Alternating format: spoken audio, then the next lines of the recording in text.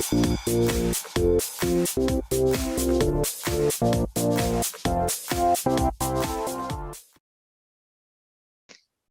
the approximation is bothering you, we can always do the Riemann sum with more rectangles.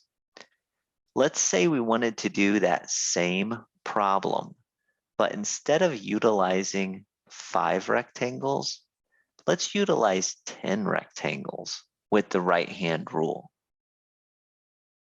This is the problem that we did with 5 rectangles. We got a Riemann sum of 35. Now let's try to use 10 rectangles. Again, we're going to use the right-hand rule.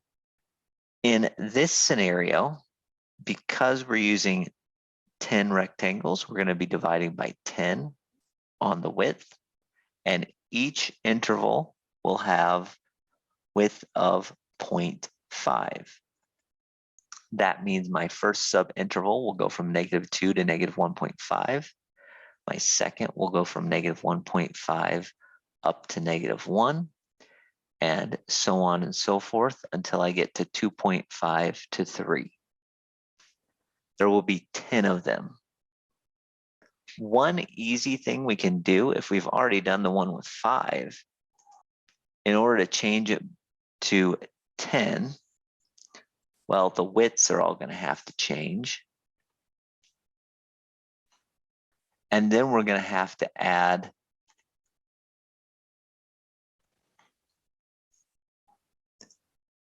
other values as well.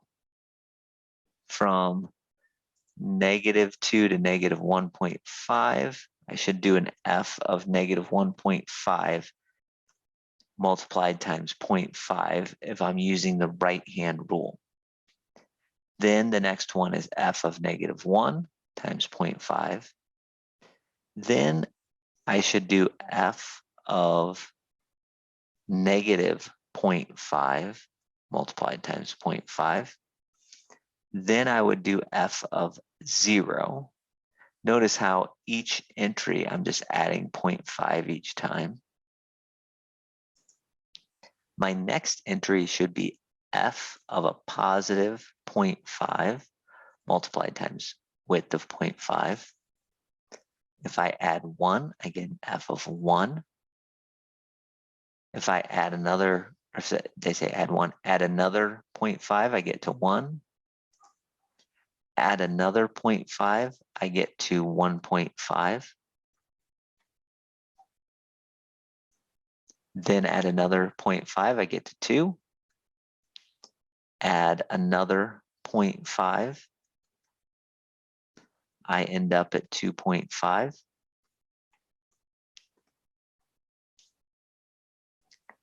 Therefore, the Riemann sum using 10 rectangles looks like this. Notice that I didn't really need my subintervals once I got the rhythm of how it works. And we keep using this right-hand rule, so be careful about that. In this case, I probably do want to factor out a 0.5, then add my, or I should say not add, but add up my heights.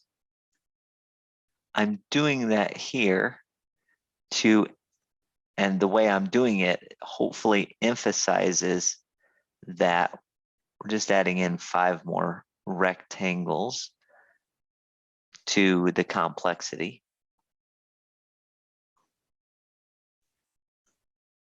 And there you go. When we type in -1.5 into my inside function here, that's x to the 3rd, you end up with a -3.375. You could also write that as a fraction. When I plug in -1 and take it to the 3rd power, I get -1. When I type in -0.5 and raise it to the 3rd power, I get a -0.125.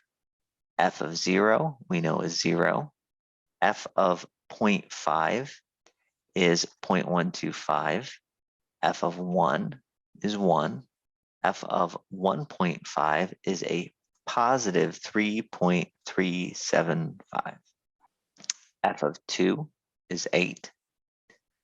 F of 2.5 is 15.625. And F of 3 is 27. That's obviously not 35 anymore. We have to add up a bunch of things. Notice that some of these things are canceling each other out. So in fact, the first 7 terms cancel each other out. If you just add the last 3 terms, you end up with a 50.625. And you'll have to multiply that times 0.5. When I multiplied that times 0.5, I got out an approximation that was 25.3125. I claim that this is a better approximation than the previous one. That 25.3125 is closer to the actual area than is 35. Part of that is me understanding how this works, and part of that is just guessing because we're using more rectangles. Let me show you a graph of what's going on though. What I've done on this graph is I've highlighted the signed area for x to the third between -2 and 3. You can see how this is going. Utilizing the right-hand rule, we'd break this signed area up into 5 rectangles. I'm going to use the right-hand rule with 5 rectangles first. My first rectangle, because we're at -1, becomes this blue.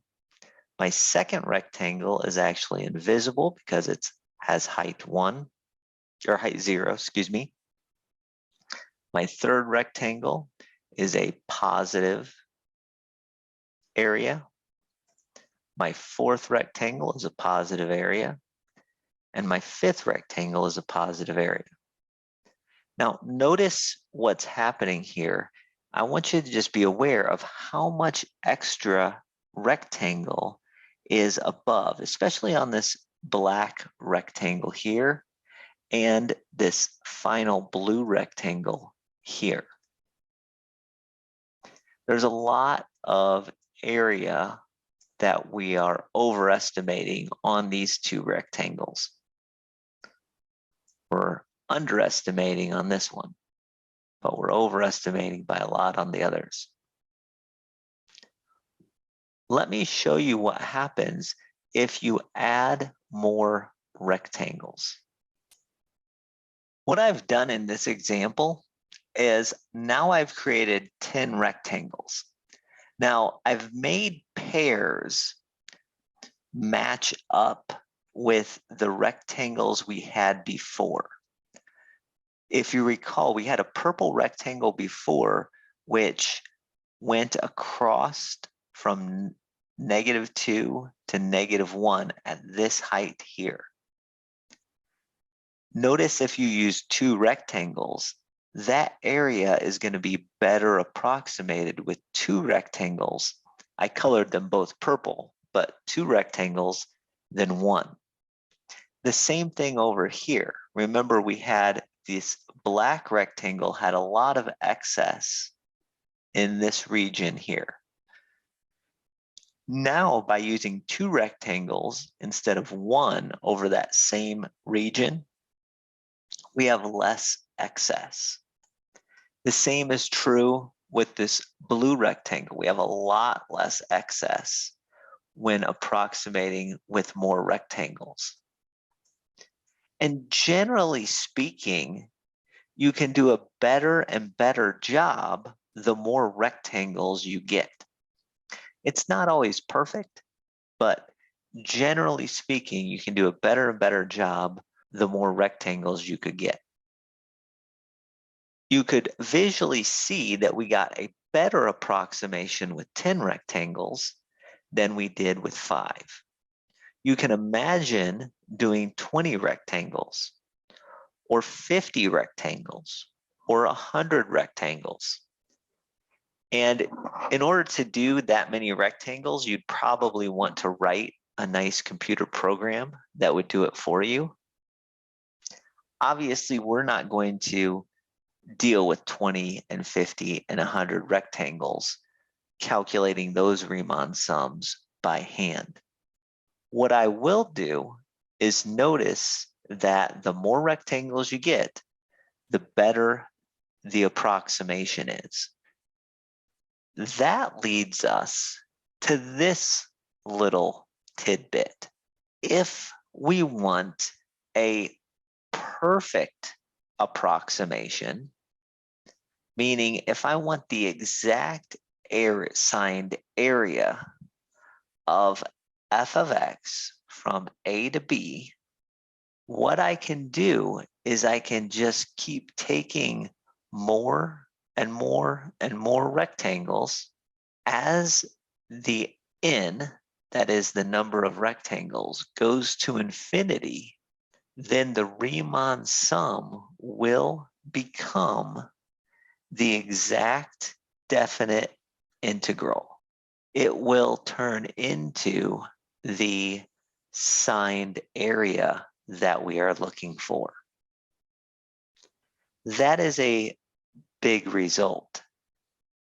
In terms of what I would ask you to do for this section, I would ask you to calculate various Riemann sums with various functions over various intervals. But this is a very important piece of the calculus puzzle, and we'll tie this all together in the near future.